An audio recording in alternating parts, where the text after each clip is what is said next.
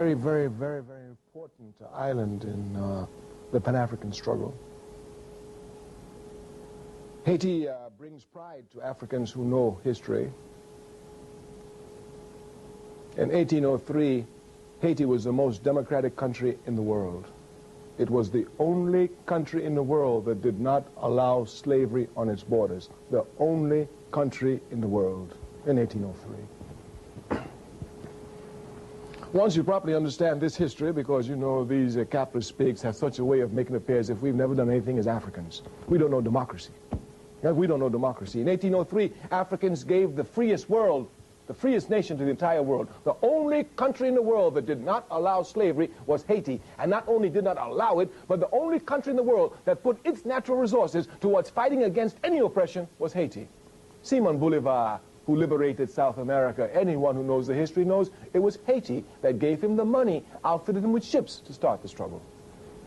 And the Haitians demanded only one thing of Bolivar: when you free Venezuela, when you free Colombia, when you free Argentina, when you free Peru, free the slaves. The only condition of which they required of Simon Bolivar. This is history.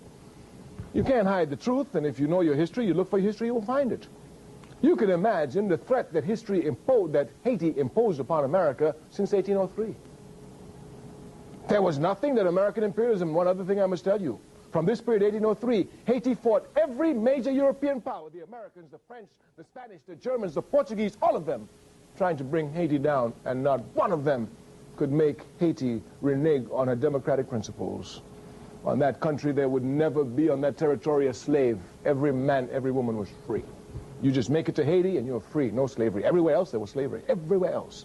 In the great America, they were, let's not talk about that. So anyway, you could imagine the threat that Haiti posed. American imperialism, all of its life, had only one objective: to bring those slaves back onto the plantation. There was only one objective: bring those slaves back to the plantation. And America, France, all of them could not bring Haiti back to the plantation.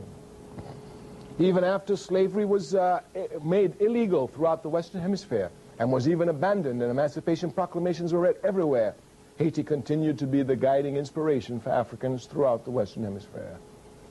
It was not until 1915 that American imperialism could put the heels of the Marines on Haiti, install Papa Doc, a scum of our race, one who would bow down to the wishes of imperialism and rape his people without the slightest mercy. And since then, that's where Haiti has been, and that's where it is to this day.